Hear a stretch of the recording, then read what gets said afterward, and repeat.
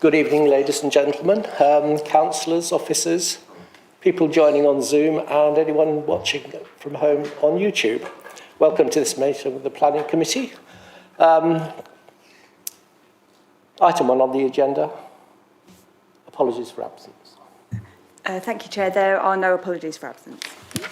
Thank you. Item 2, minutes of the last meeting at which I was not present. So does anybody have any comments on those minutes? Okay. Councillor Wheeler, am I okay to sign them? Thank you. Oh, Councillor Rowlands, thank you. Yeah, it's just a question. I just noticed that St Michael's comes in at as having a very high level. I mean, as a newcomer, is it possible to have a comment of why we share with Wandlesham and Chobham that dubious recognition? Is the reason, is there some reason that there is a particular need in St Michael's in the town centre, or I'm referring to the graph on 2.4, or is it just a particular year?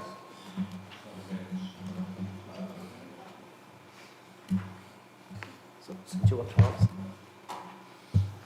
answer? Councillor Rowlands, I think you're referring to the Part 1 enforcement paper, and we're not on that yet. Oh, sorry, is it on to that yet? Yeah, we're just on the minutes. I thought it was in the minutes of the last meeting. Yeah, so we're just on the minutes at the moment. Sorry about that. Thank you.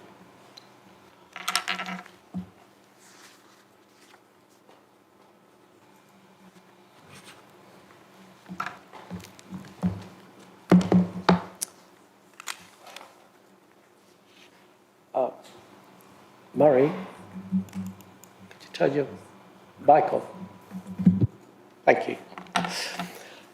Item 3, declarations of interest. Does any member have a pecuniary or non-pecuniary interest in any of the items which we will be discussing this evening? I invite you to declare them now. Councillor Noble. Sorry, Chair. The first application, Hagthorne Cottage Nurseries, I have visited the site and met the applicant. I've also had conversations with neighbours as well. Thank you. Come with a clear and open mind. Thank you, Chair. Sorry, I nearly forgot. Item 6, the application in Bagshot. There was a public meeting last week in Bagshot and a number of residents approached me about this to express their support. Non-pecuniary interest. Thank you. Any other members? No? Councillor Glowert. I have had emails and discussions with people about the final application. Thank you. Right, moving on. Item 4, which I believe is being covered by Maxine on the... Thank you, Chairman. Good evening, members. I'm presenting agenda item 4 to you this evening. You'll see that the enforcement performance information is presented for the last quarter. I think Councillor Rowlands was asking a question in relation to the graph on page 8, I think the answer would be simply that the people of St Michael's have decided to engage with us in relation to a number of matters.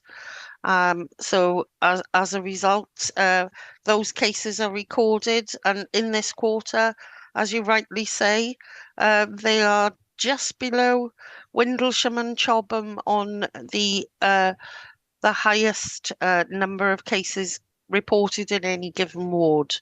Happy if the councillor wants to contact us directly to talk through any of the cases, but have members got any questions in relation to the performance report?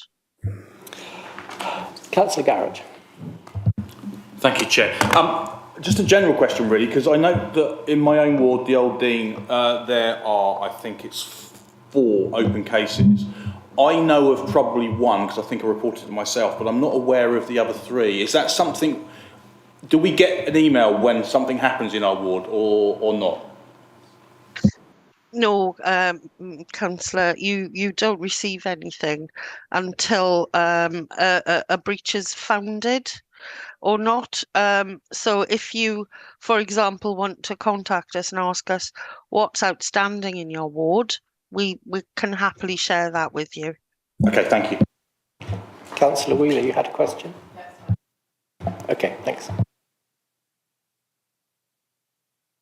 Anyone Chairman, else? moving on. No, we're Sorry. fine. Carry on. Thank you. Sorry. Moving on to the next part of the report.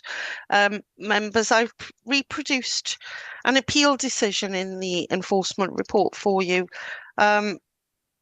This relates to an appeal against an enforcement notice in relation to property at Middle Close in Camberley.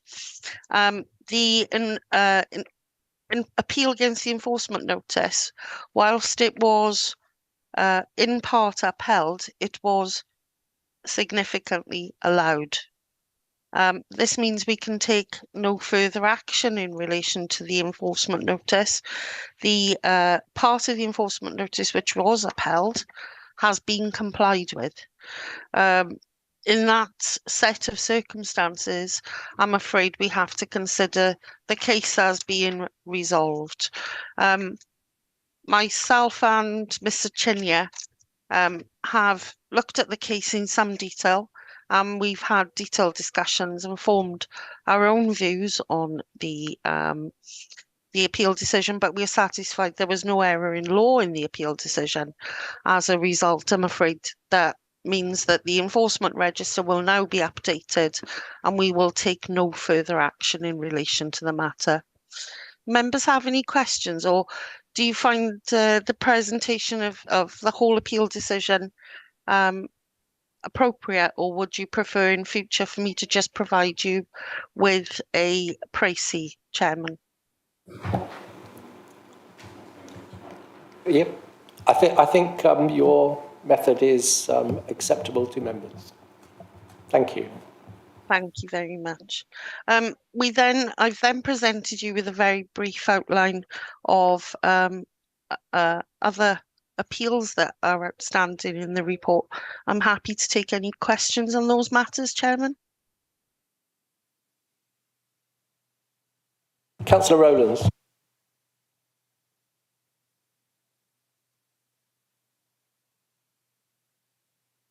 Okay. Can I just ask about Romans Bow? It appears as though there's no progress been made on that. Is that right? An appeal against an enforcement notice has been lodged, members. That appeal is proceeding through the informal hearing procedure. That procedure takes longer than a written representations appeal. The process itself has been followed. All of the evidence and the submissions have been made, and we are now awaiting a hearing date to be fixed by the Planning Inspectorate. At present, there's nothing further we can do to progress the case, as the case is currently in the hands of the inspector. Thank you. Any other questions? No? No?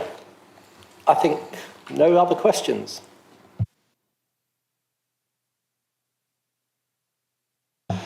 Thank you very much. Thank you, Chairman. The rest of the report is for information only, so I'll thank you very much. Okay. Moving on, item 5. For this, we have a public speaker who will be invited to sit here and to speak for 4 minutes following the officer's report. Officer?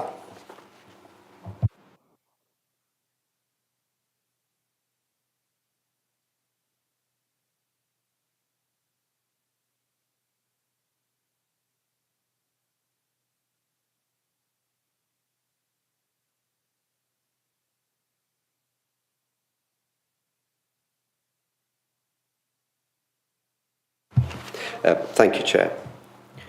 This proposal relates to an existing commercial use within the Greenbelt.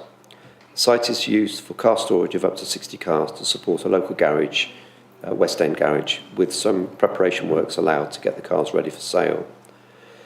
The current proposal relates to replacement of the existing poly building with a new building for car storage. For information, I will briefly lead you through the plans and photos. The case law referred to in the officer report is attached as an annex to the update. This is the application site located off Lucas Green Road in the Greenbelt and about 1.1 kilometres from the settlement of West End. The site is outlined in red, and the blue area is a residential property associated with the site. Florence House is located to the southwest flank, with the cottage and Spring Cottage to the rear. The large structure outlined in grey is the poly building, with the barn building and offices to the northeast. This is Lucas Green Road, and it's that direction to the West End village. The right-hand image is a recent aerial photo which shows the extent of the poly building and the use of the hard standing areas around the site buildings. Here's the first in a series of site photos. This is taken from the site access off Lucas Green Road. This is a closer-up image of the poly building taken from the same location, so taken from the same angle. This is from inside the poly building. And a view down Lucas Green Road away from the application site to the southwest. The existing dwelling, the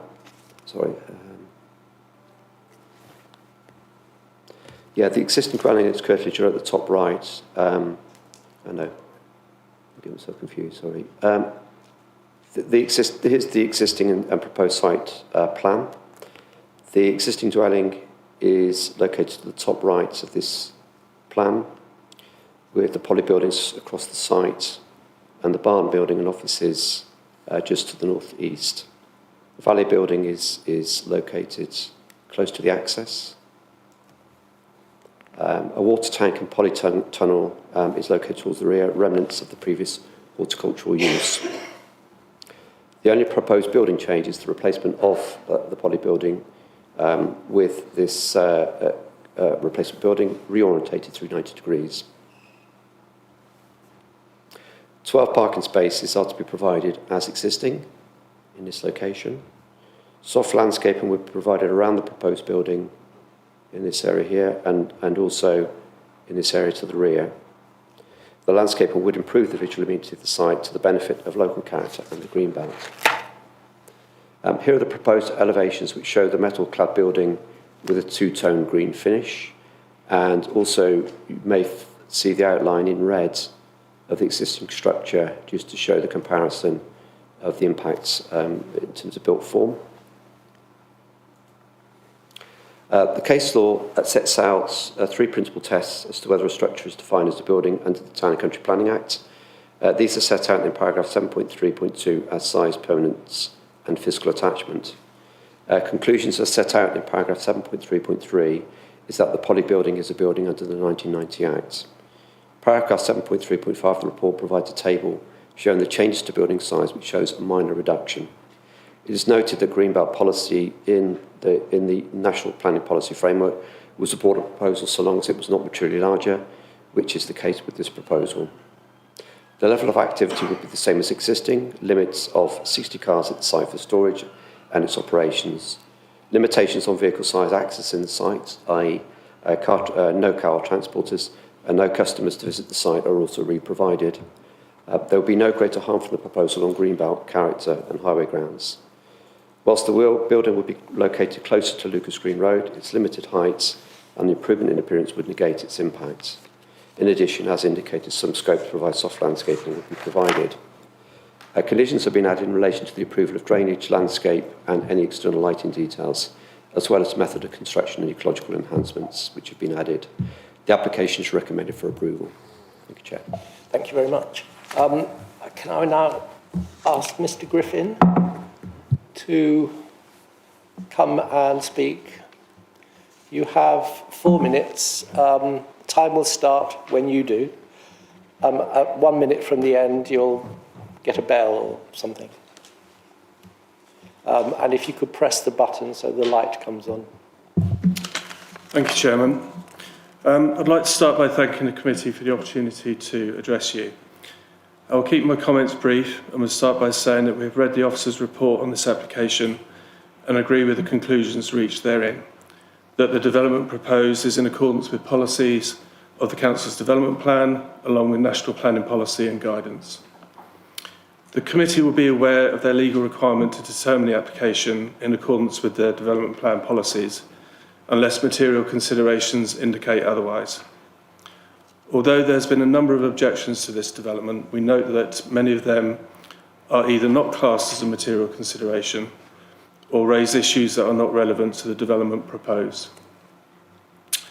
The officer's report also comprehensively addresses raised issues that are material to the determination and rightly concludes that there are none that would justify the application being refused, contrary to either your adopted policies or national planning policy. We also agree that the development represents the replacement of an existing structure that can be classed legally as a building. This is supported by the case law of Skerritts of Nottingham Limited versus Secretary of State for the Environment, Transport and Regions. In summary, the development represents the replacement of an existing building that is lawful in planning terms within the green belt with a new building that is not materially larger than the building it is to replace. Previous restrictions in relation to the site, which are currently in place as conditions of the planning permission that granted the current use of the site, relating to the number of cars that can be stored on site, hours of operation and means of delivery of vehicles to the site, will all remain. Therefore, there will be no intensification of the site and the development will have a neutral impact on the openness of the greenbelt, highway movements and general levels of activity. It will also replace what is currently an unsightly building with a more attractive, purpose-built structure, which also provides the opportunity for soft landscaping to further improve the appearance of the site. For these reasons, the committee is respectfully requested to agree the officer's recommendation and approve the application for planning permission. Thank you. Thank you. Members, does anyone have any questions for Mr. Griffin of a planning nature? Councillor Wilson? Thank you for your speech, Mr. Griffin. Just to clarify, are you an agent for the applicant? Yes, that's correct. I'm the agent. Yeah. Thank you.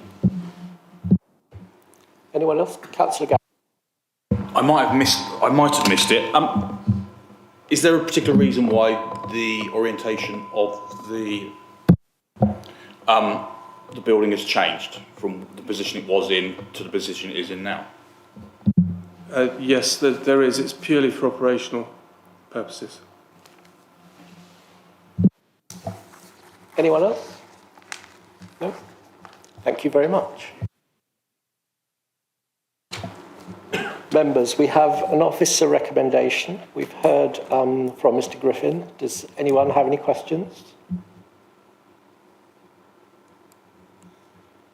No? Councillor Wilson. No, I think my take on it is that it looks like a really unsightly building at the moment, and the new building would fit in a bit better. I think that's mentioned in the report that it would not stick out as much, basically. So I can't really see any reason to oppose it. Councillor Wheeler.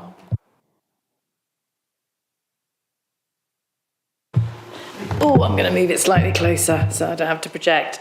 I would just like to point out and make clear the understanding that the variance in this application is based on the fact that the temporary buildings that are currently there are already in commercial use.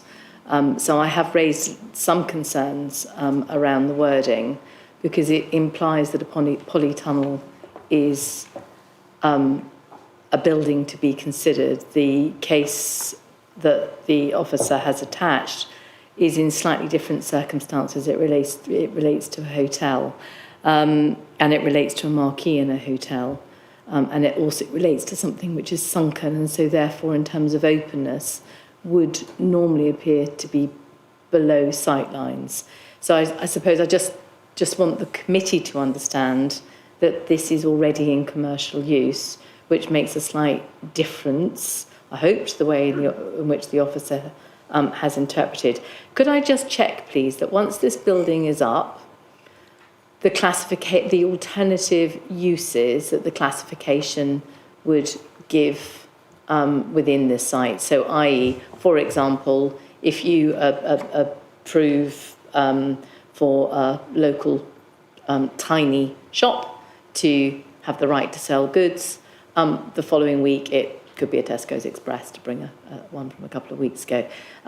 So I just want to check, by approving this application, what other uses could this building be put into, and how easy would it be to convert this? And I appreciate that it's just from my understanding, I appreciate that's not a material consideration within this application. Thank you. I'll draw your attention to the conditions on that limit use.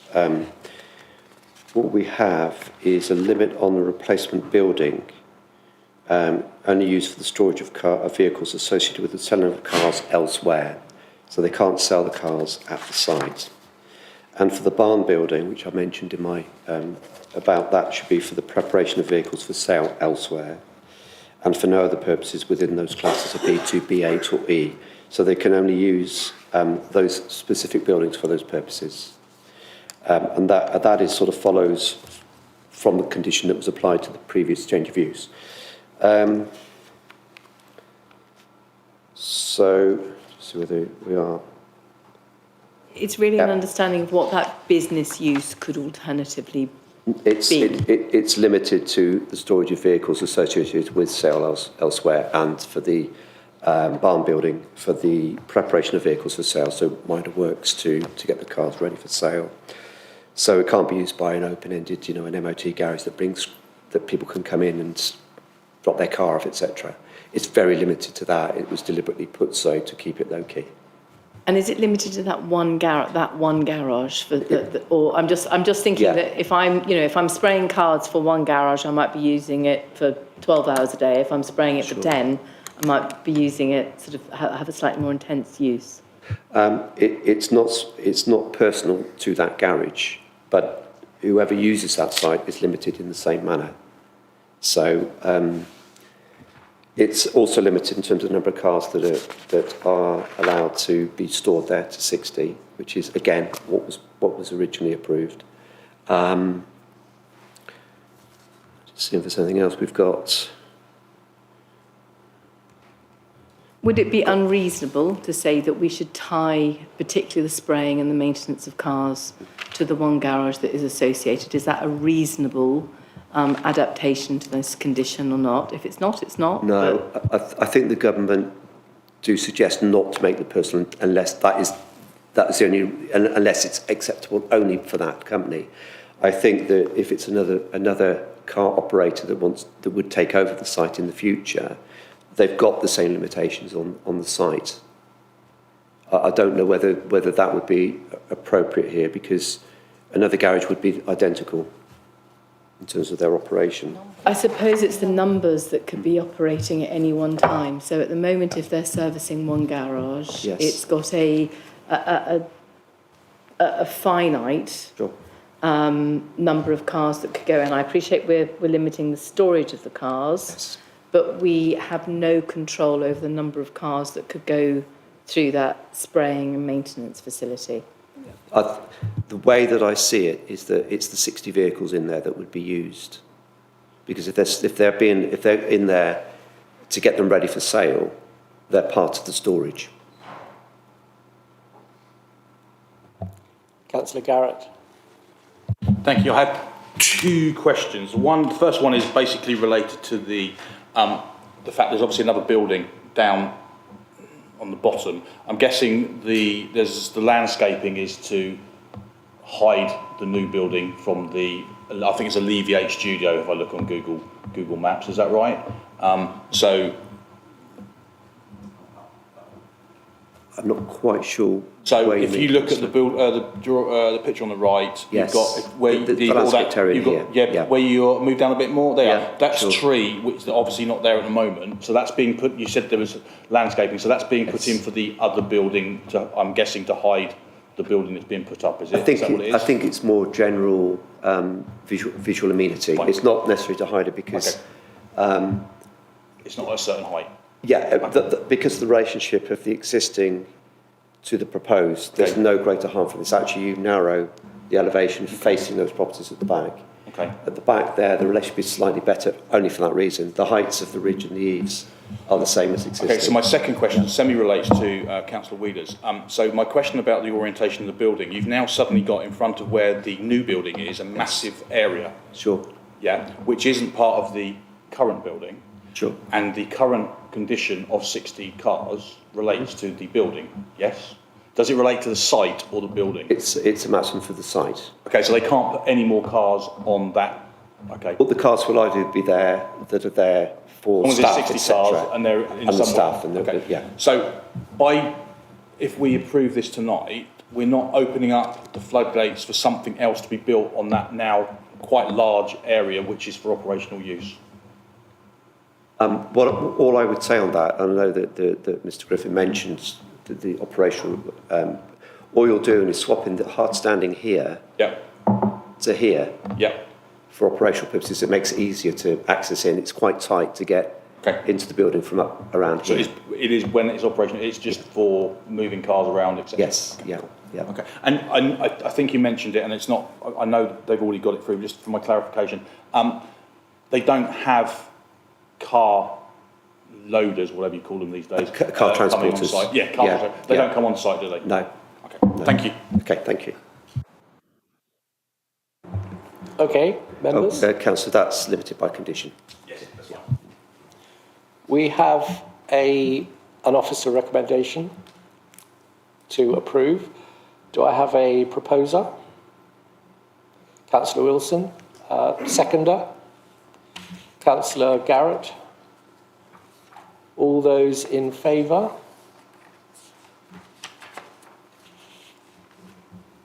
I think that was unanimous. Anyone against? No abstentions? Thank you very much.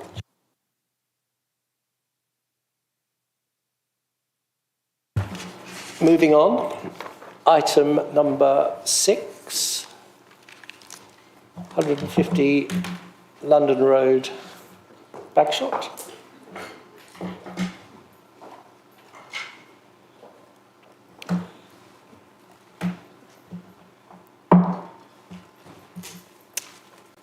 Miss Turney, are you ready?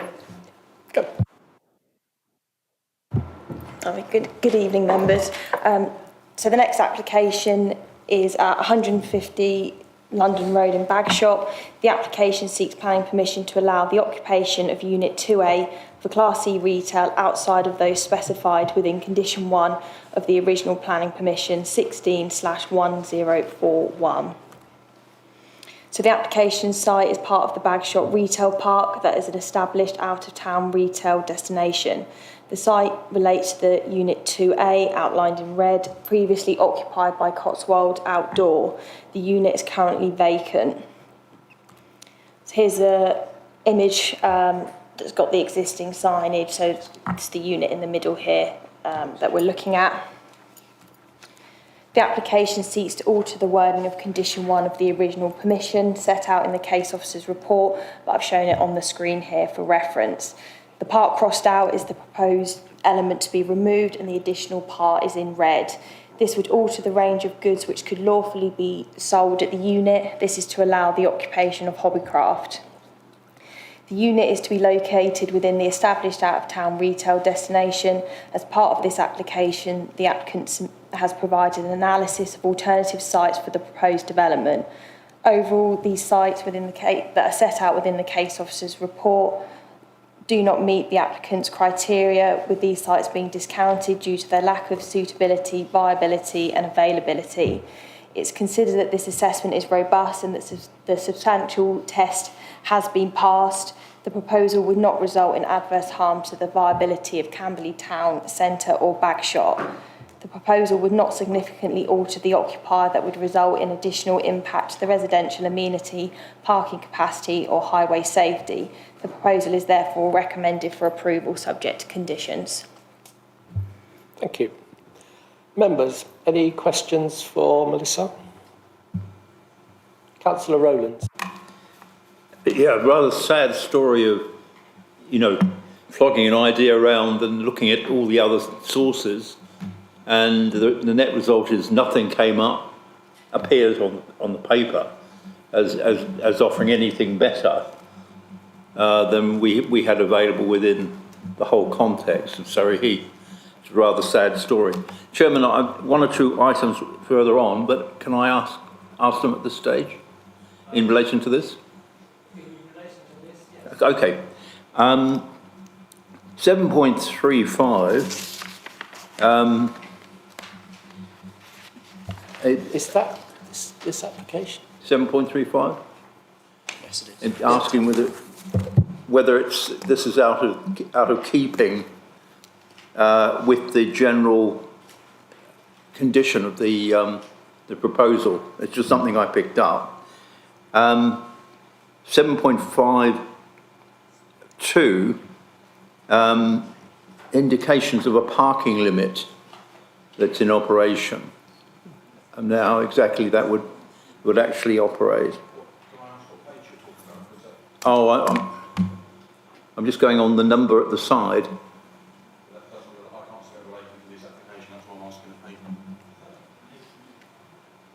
Hang on. 7.52.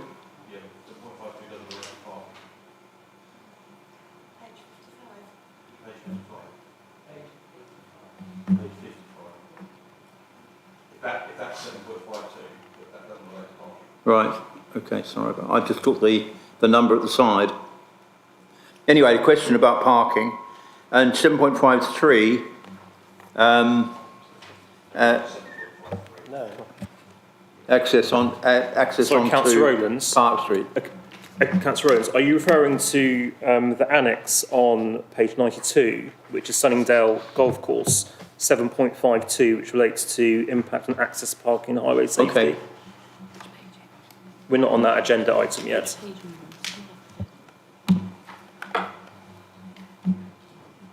I just took the number at the side and thought that would be.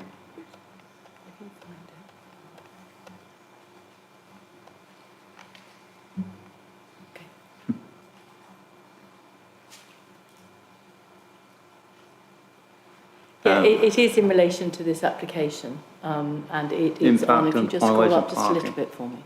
It's on page, oh, stop, down a bit, down that way. It's on page, sorry, can I? Yeah. It's on page 55. I don't see a 753 though. There is a, no, it's 7.6.2 and 7.6.3. Ah, okay. Sorry, my mistake. It's difficult to see with the light reflection.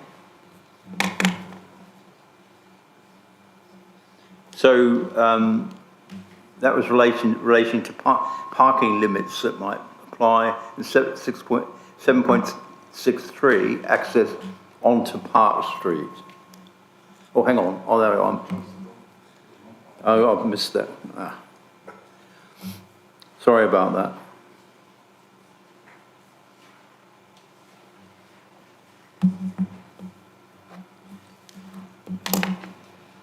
So what I was basically asking about was the situation as far as the London Road frontage position and the Bagshot retail park. I noticed that the proposal came from Nottingham. Is that an unusual situation that the inquiries are coming from Nottingham? Sorry? They own the site. They're They're the owners of the site, okay. And yeah, there was a question about highways relationship to this particular site and how that will evolve.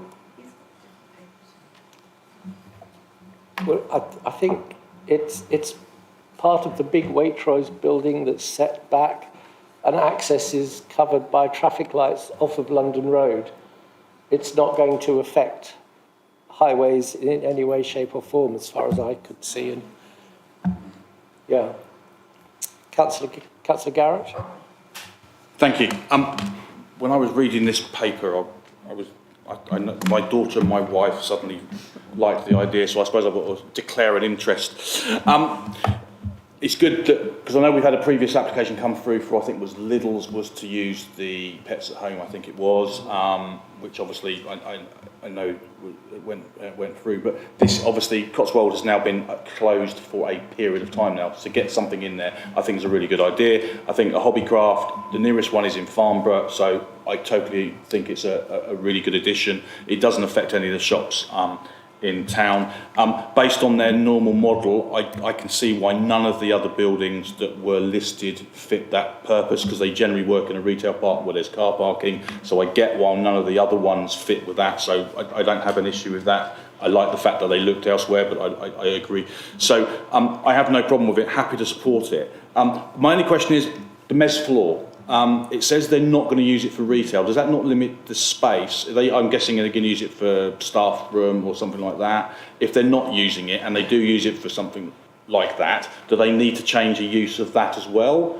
So it's a question referring to the mezz floor, because obviously it's there. If they're not going to use it for retail, what are they going to use that for? And is there a change of conditions for that?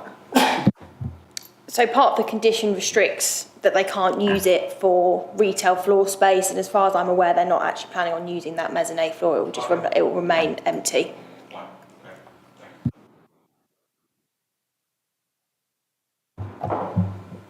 Councillor Rowlands. Can I just make the point that that particular area at various times, as far as the highway is concerned, is very, very busy.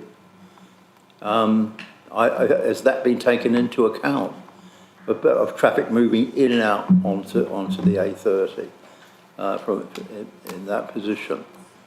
And has allowance been made for that in allowing this development to go forward?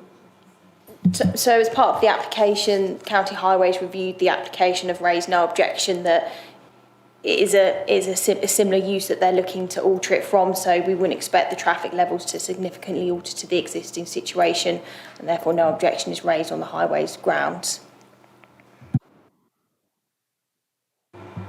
Chairman, I mean, should we be looking at it that way, in that, you know, we would hope that the new development would increase the footfall and will actually put more pressure on that particular connection. For various times there's a tailback going right through Bagshot in that area.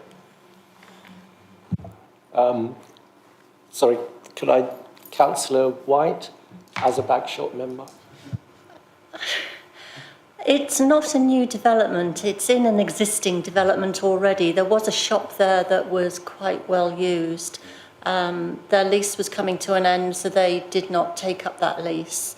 And now this is a new business coming in, which we welcome, because anything is better than an empty unit in the situation where it is situated. Hobbycraft, I don't think is going to be as busy as Lidl would have been. And so therefore, where residents in Bagshot have raised issues about increased traffic, it's not going to be increased as much as if we would have had a Lidl there. Councillor Noble, then Councillor Garrett, then Councillor Wheeler. Sorry, Councillor White has answered my question. Councillor White has covered my question. Thank you. So my point will be, we had a meeting with Highways a couple of months ago, didn't we? And this is one of the questions I brought up with Highways at the time, and I got a response. And actually, as someone that travels down that road on a daily basis, it's fair to say that recently it's been better. And I know that it was linked to lights, I know there was a board they had to change, etc., etc. So certainly on a day-to-day basis, the tailbacks that used to be there are not there as well. There are still tailbacks. It's not anywhere near as bad as it was. But I go back to Councillor White's comments. Cotswold was quite a busy shop, so actually it's not going to be any worse than what it was when that was there, and the issue with the lights has now been sorted, hopefully. So I would suggest that as someone uses it and it's a local, I wouldn't be concerned about that. Thank you. Councillor Wheeler. Thank you. Just a query on their opening hours, actually.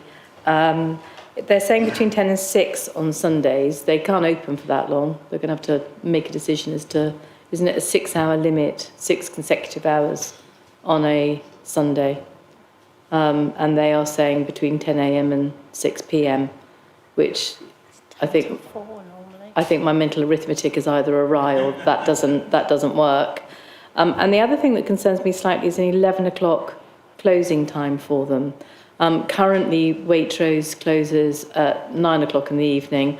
I did query the very early opening, not being a mornings person, but my colleague assures me they open at 7 o'clock with Waitrose next door. But 11 o'clock attached to residential seems to me to be a little bit late. And I am surprised that we are happy with those hours. It's not my ward. I'm happy to be persuaded otherwise, but we do need to look at the Sunday licensing because that definitely isn't right. Opening. So in terms of the Sunday licensing, that will allow them the flexibility for them to choose the opening hours within that. Obviously, it falls under a separate legislation of the opening hours, but they could then either do 10 till 4 or 11 till 5 or vice versa. And then in terms of the opening hours until 11 o'clock, this condition is identical to that is on the previous permission. So all other units on that site have the same allowed opening times, so it would be unreasonable to restrict that any further. Thank you. Councillor Garrett. Just a point of clarification, because I've just checked, there's no Hobbycraft that opens but after 8 o'clock. Any more comments, questions? We have an officer recommendation for approval. Do I have a proposer? Councillor Wheeler, and a seconder, Councillor Garrett. All those in favour?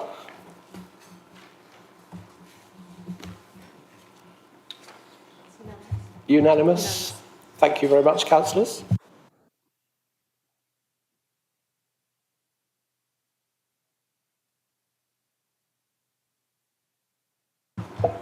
Item 7. Sunningdale Golf Club. Mr. Rahman.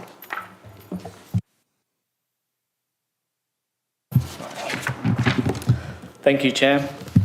The application relates to Sunningdale Golf Club for the erection of a greenkeepers compound building, which would include a repair workshop and staff facilities together with external parking, the erection of a sandbay building, formation of a new internal access road, service yard and associated landscaping works, and alterations to the existing staff building.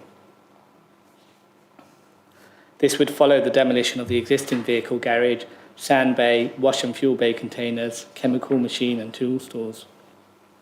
The proposal is a major development in the Greenbelt and represents a departure from the development plan and is therefore being presented today. The application is a resubmission of application reference 2019-0615, which was previously granted by the committee in January 2020. There is an update to report in section 5.2 and 7.47 of the officer report. The council's is referred to. Sorry, there is an update to report in section 5.2 and 7.47 of the report. The report refers to an objection by the council's arboricultural officer. Following a further review, the council arboricultural officer raises no objection to the proposal and considers that the scheme is acceptable, subject to further details in respect of a tree protection plan and updated arboricultural method statement being secured by planning condition. Sunningdale Golf Club is an established world-class golfing facility boasting 2 championship golf courses. Access to this part of the site is via the end of Ridge Mountain Road. The site currently benefits from various buildings which are used for staff accommodation, storage of tools and vehicles, and greenkeeper works.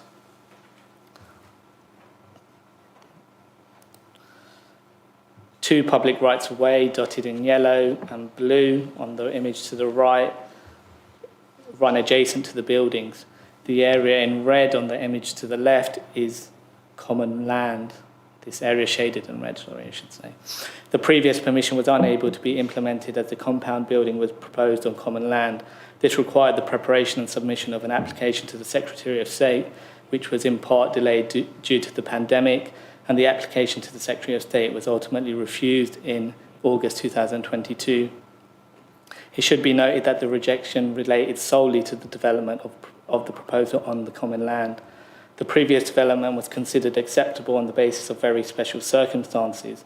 The same very special circumstances have been presented by the applicant, which relate to the maintaining and improving the standards of the world-class facility, providing secure covered space for the fleet and equipment, providing adequate staff facilities, including female changing rooms and shower areas, together with areas for disabled staff, the health and safety of the working environment, and the health and safety of the public.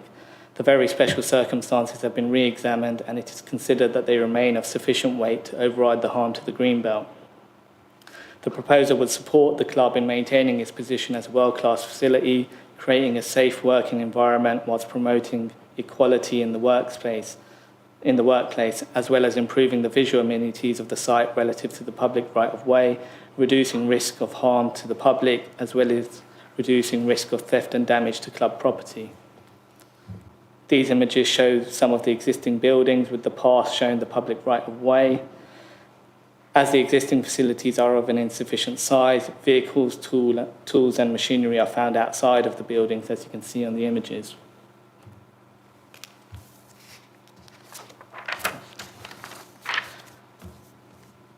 The proposed development relative to the previous permission results in the compound building moving circa 8 metres north to fall outside of the common area of common land, as well as the repositioning of the Sandbay building.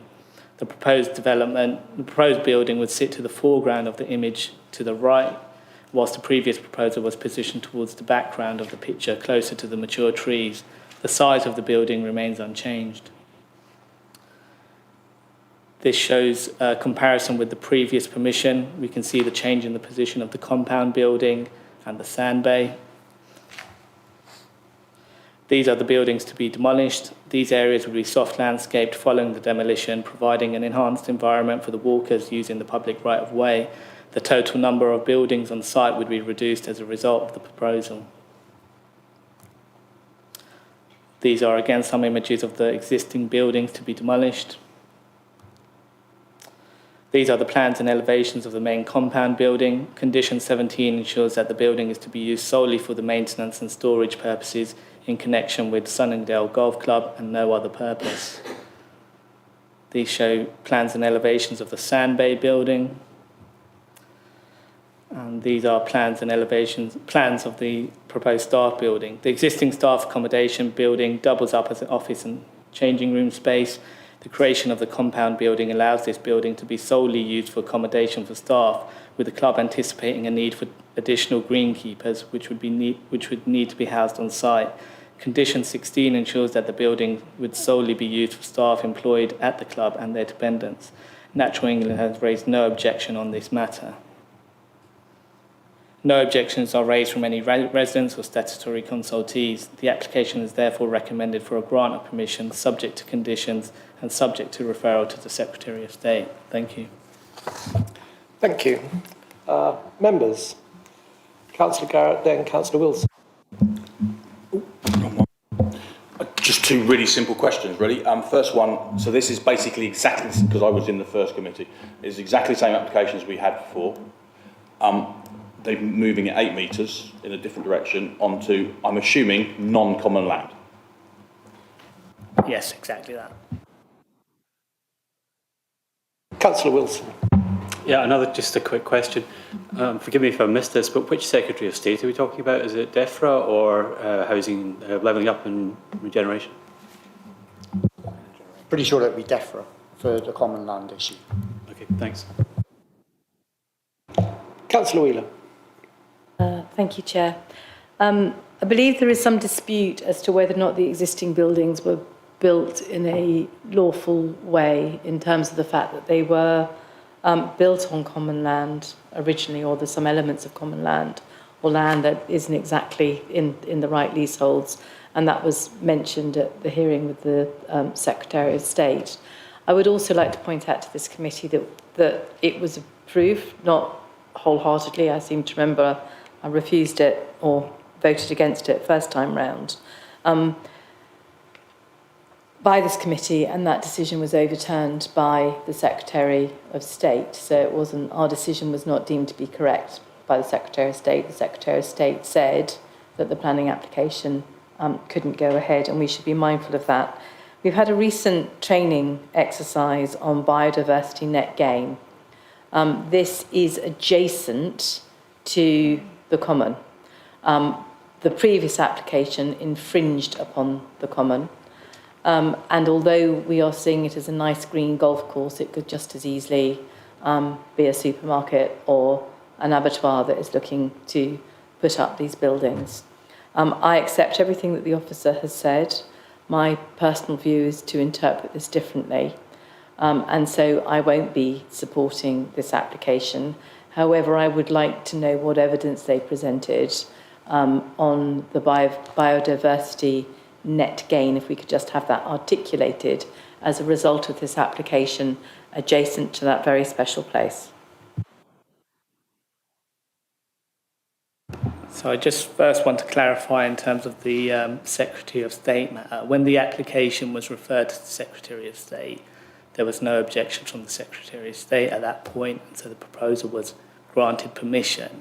It was only when the applicant had to make an application to apply for development on common land was when it was refused and rejected. So there was no issues in terms of planning reasons to refuse the application. In terms of the biodiversity net gain, as you'll be aware, the legislation isn't adopted at the moment. We have had Surrey Wildlife Trust reviewing the application. They have consulted and recommended the submission of a landscape ecological management plan, as well as there's biodiversity enhancements with a 3:1 ratio replacement of trees and a heathland habitat created of 5,971 metres squared. Thank you. Members, any other questions, comments? Councillor Rowlands.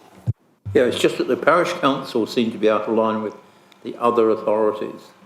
Have they got a better knowledge of the conditions that apply? It's rather interesting that their criticism is only backed up by one of the external authorities. Is that?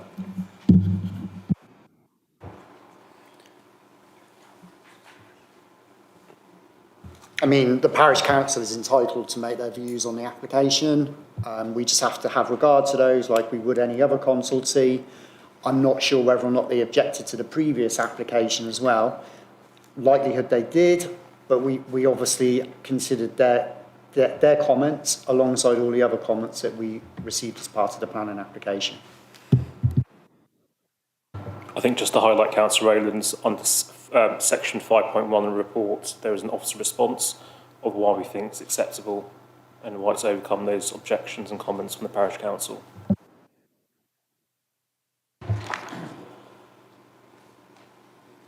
So we have an officer recommendation for approval with respect to conditions. Do I have a proposer for that? Councillor Thompson. A seconder? Councillor Wilson. All those in favour, please indicate. Okay.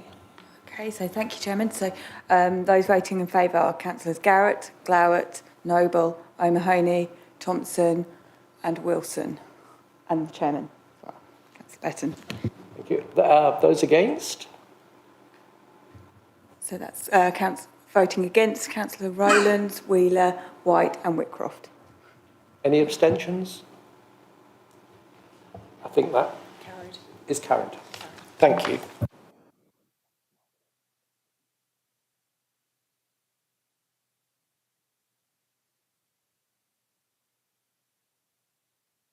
moving on now to item 8.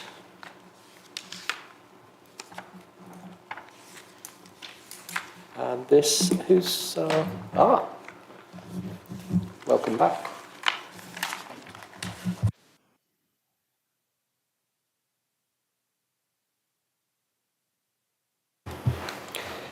Thank you, Chair.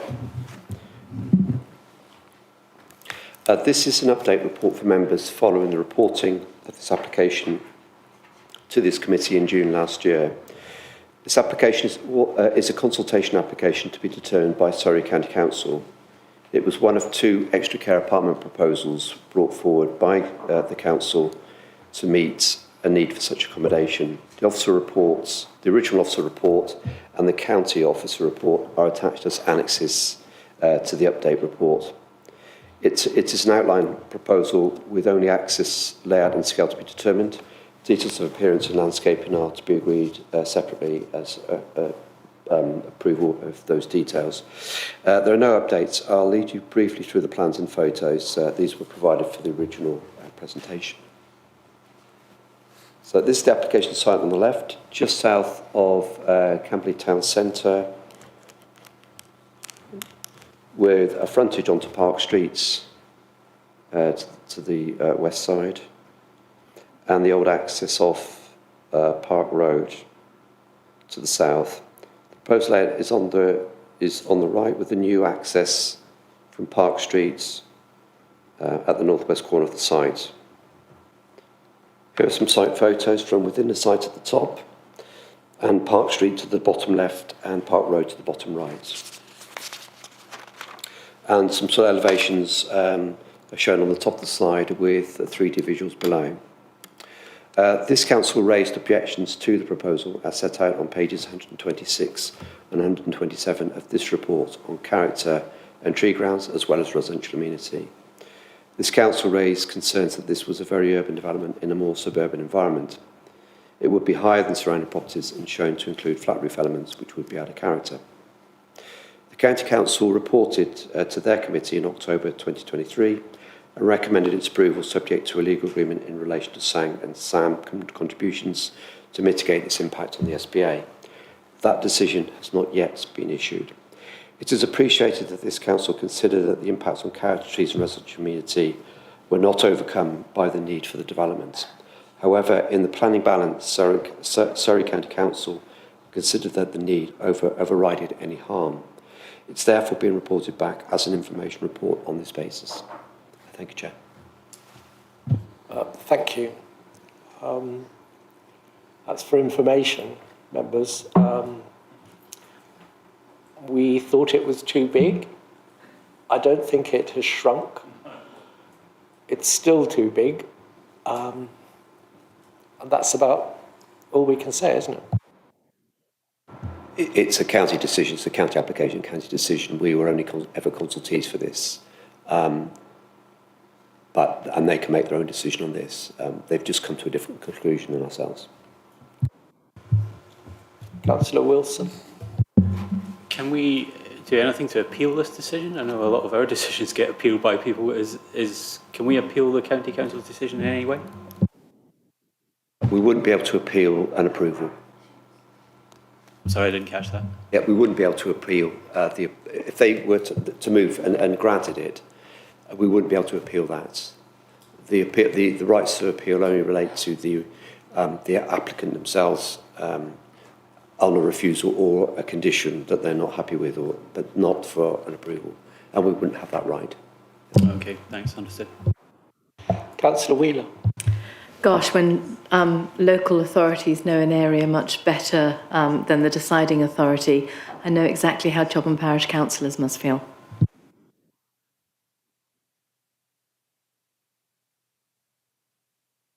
Anyone else?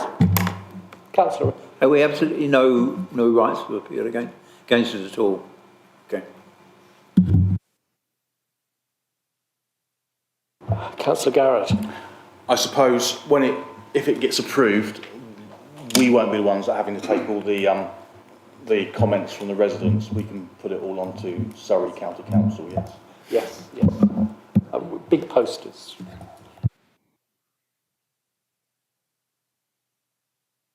Councillor Noble.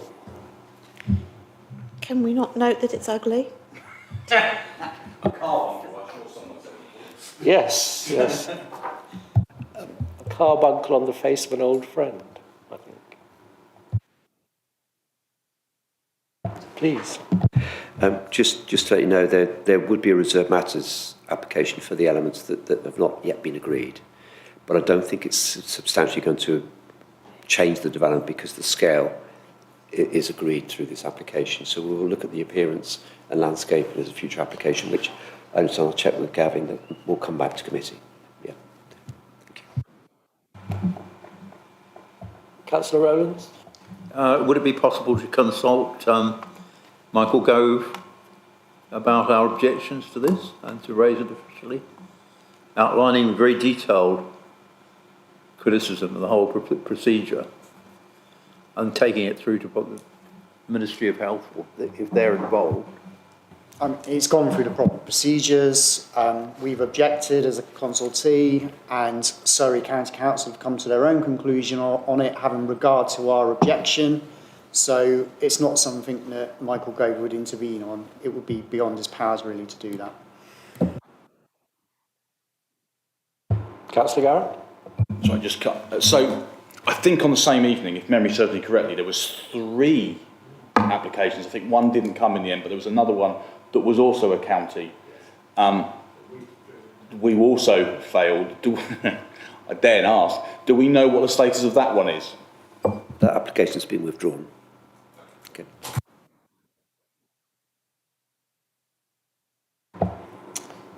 And on that happy note, thank you all, ladies and gentlemen. Meeting is closed.